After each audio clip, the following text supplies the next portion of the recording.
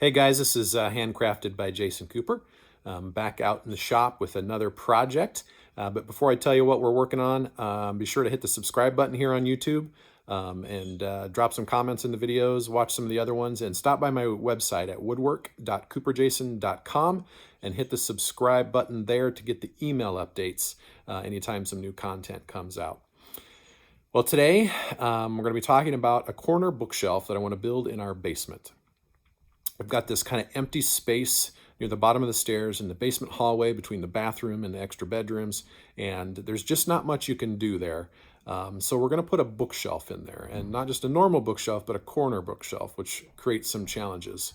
To give you an idea of what we're going to be doing, let me show you what I drafted up in SketchUp. All right, so this is it. This is this corner in our basement.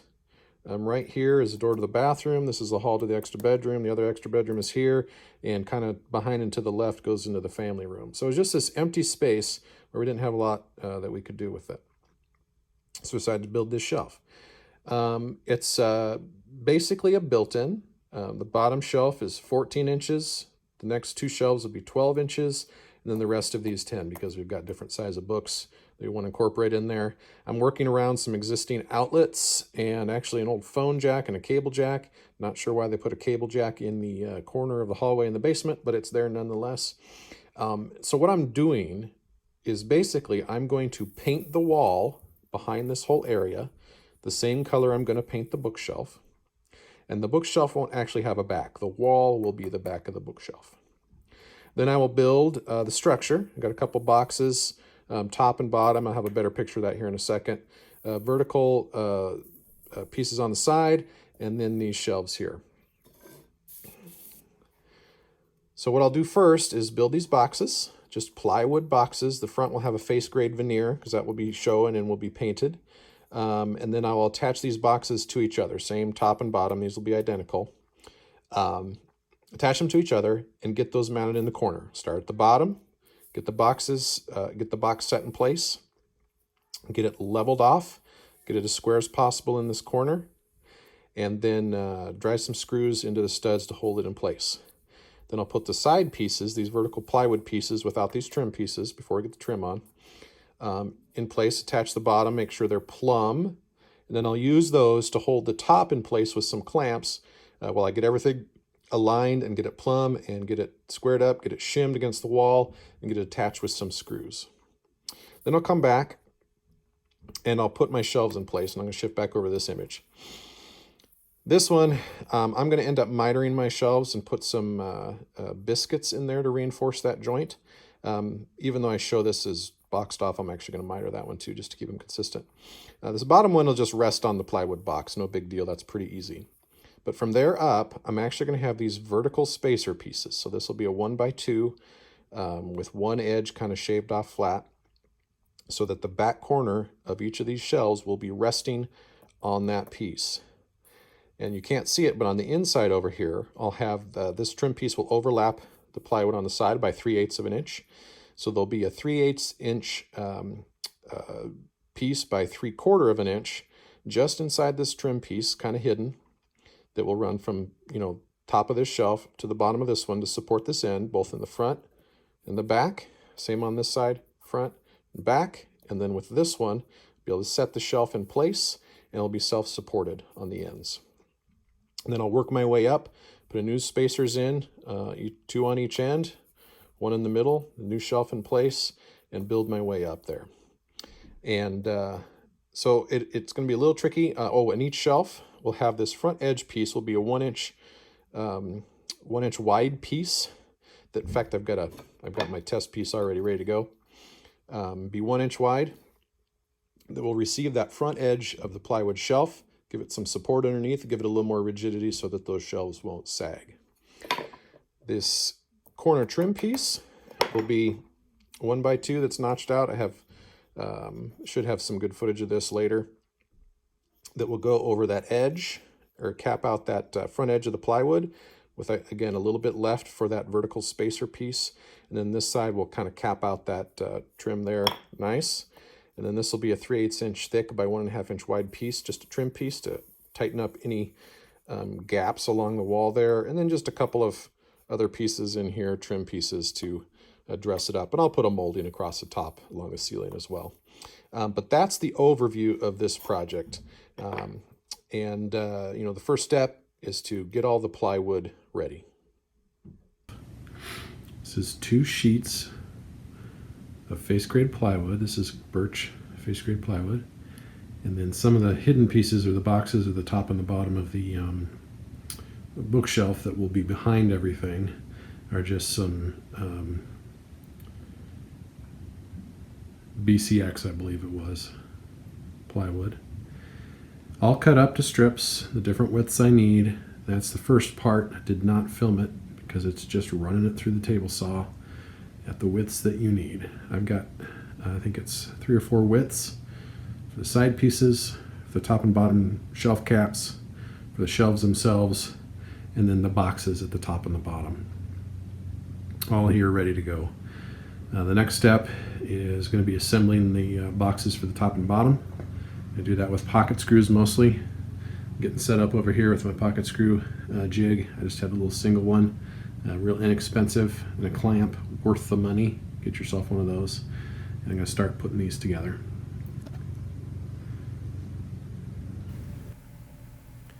To assemble the boxes, I just took my time, used some pocket screws, some glue, making sure that the good side, the face grade plywood, is facing out where it's going to be exposed and needing the paint.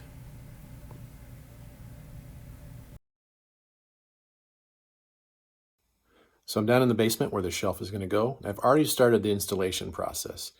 Built my boxes, got them installed, and it's really no different than installing any other built-in or cabinets or whatever. You got to get them level, you've got to get them plumb, you got to get them set, because this is kind of setting the stage for the whole rest of the build. And I'll show you what's going on here as soon as I flip the camera around. All right, so you can see the bottom boxes, and they match the top box as well. Here in the corner, and that final length is going to be about 38 inches, and over here it's about 46 if I remember correctly. So this is pretty good sized shelf, and I'm going to have have meet in the corner here and have an open corner instead of boxing the corner in like you do on some of these, which makes this build a little more difficult. Otherwise, if I box that corner in, I could have just built 2 shelves and bases, brought them into place, lifted them up, and been good to go. But this I'm going to have to build in place. But it's fairly straightforward. Getting your base in there, getting it square, getting it level, cutting out the carpet, of course, shimming things up, and then driving a few screws. You can see there's one there, there's one in the corner, and there's one over there. I think there's a couple more in there, but those are the main ones doing the holding, just to keep that from moving too much. And then the shims doing the rest of the work. I've got the side of the shelves in place, all the way up, and of course the top in place too. And it's a little more challenging, get it up there. The corner is not perfectly square, and they never are in a house. You throw the drywall in there and maybe a little less than perfect mud job, and you got some irregularities you got to accommodate for. But so far so good, fairly plumb, fairly straight. The next step, I'll be building the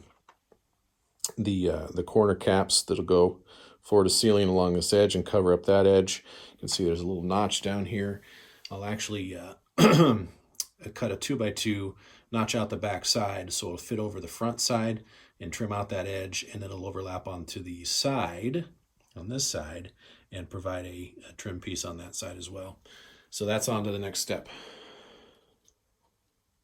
All right, so the corner verticals on my bookshelf are going to have a profile like this. We're going to cut out this notch here, so there's 3/8 of an inch left on one side and 3/4 of an inch left up here. And so if you're looking at the bookshelf left side, for example, this will cover that left side vertical piece. Will nestle in right there, and this will match up with the front of the bottom box, and this will form a trim piece overlapping that side edge, and then a mirror image for the other side, of course. So I'm going to set this up on my table saw. I'm going to cut the this shorter cut first, the 3/4 inch, before I move on to this one, which is actually 1 1/8 inch, in order to leave 3/8 of an inch, because that's 1.5 inches 2x2, 1.5 by 1.5 inch. And so setting up the table saw, I'm going to run those and get ready to go. When you're cutting out a long rabbet like this on a piece, you notice I mentioned making the shallow cut first because you want your final cut, when that piece finally breaks free and is loose, you want that piece riding on as much material as possible. And so if I make the shallow cut last, then it's only left riding on 3/8 of an inch width. But if I make it first, then when I make that final cut, the board is actually riding on 3/4 of an inch. And I highly recommend the feather boards. You see I've got a homemade one and a store-bought one. I'll drop that link in the description below.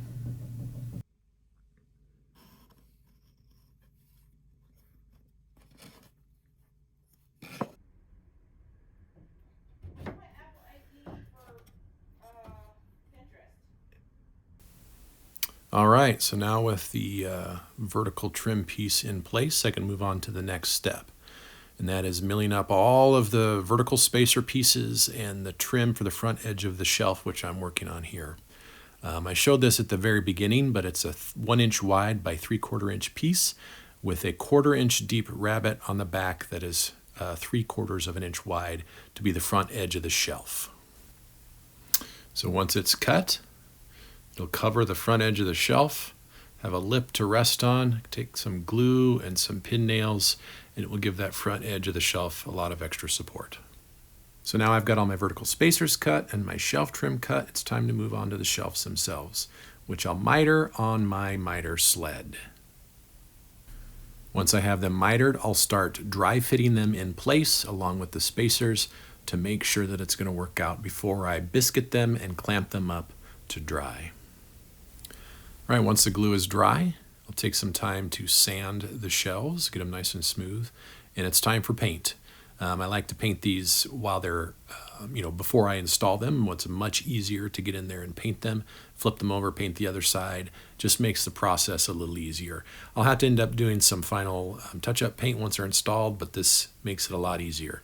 The same is true for all the vertical spacer pieces and the shelf trim on the front edge shelf trim.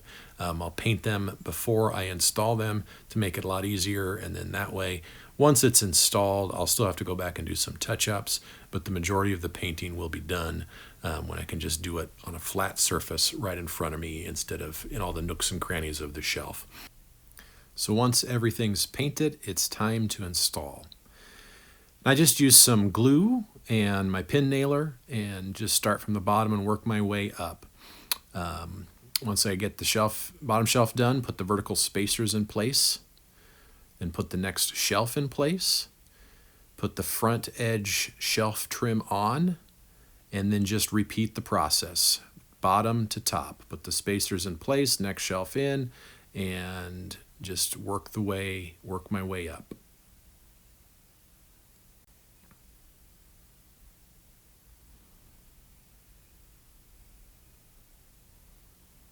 Since I dry fitted each shelf in place, this process goes pretty smoothly. It's worth that extra effort to do that ahead of time and make sure.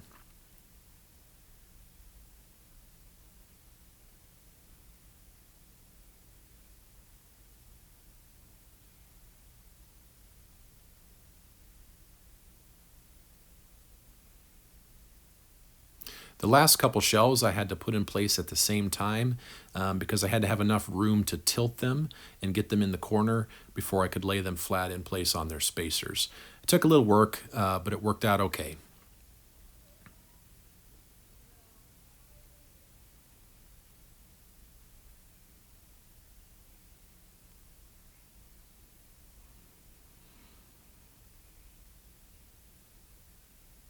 Once I got the last spacer in place, or the last shelf in place, I went back through and pin nailed all the vertical spacers just to make sure they were where they needed to be, including the ones in the corner.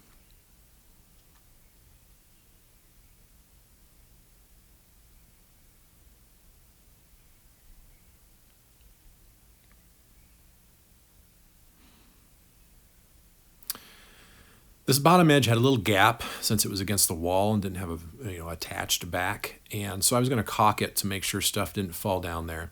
I find the best way to caulk a joint is to put painter's tape along both edges, put the caulk in there, smooth it out with your finger, and then you can peel the tape back. That way you get a perfect joint every time. It can be a little more difficult to try to manage this with just using the caulk gun to get a nice smooth joint. Now I just need to cover up the top, and I just use 1/4-inch plywood on the top, and then I cut a special trim piece with a 1/4-inch relief groove on the back, basically 1/4-inch rabbet on the back, to cover up that front edge and give it a nice smooth appearance, just like the shelves have. Finished it off with a little bit of caulk in some of the joints to make them look a little better, and the shelf was essentially done at this point, minus a few trim pieces. So here's the shelf with some paint touched up, minus a few trim pieces, and here's the shelf finished. Turned out great. It was a great use of this space, and my wife is very happy. So if you have a corner you need to use in some way, shape, or form, consider building a corner bookshelf. Well, that's it for this project. Thanks for watching. Be sure to hit subscribe here on YouTube and stop by my website at woodwork.cooperjason.com. There you can sign up for my email newsletter. You can get updates whenever they happen. And also you can follow me on social media. All those links are on my website. Again, thanks for watching. See you next time. Well, that's it.